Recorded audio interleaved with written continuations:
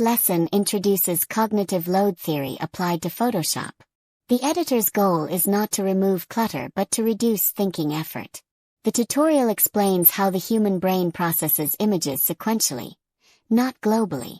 Visual friction occurs when too many decisions are required at once. The editor restructures the image to minimize choice fatigue.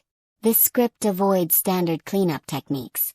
Instead, it teaches how to guide the brain smoothly from one decision to the next.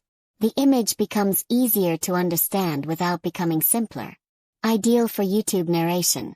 This script reframes editing as empathy for the viewer's mind.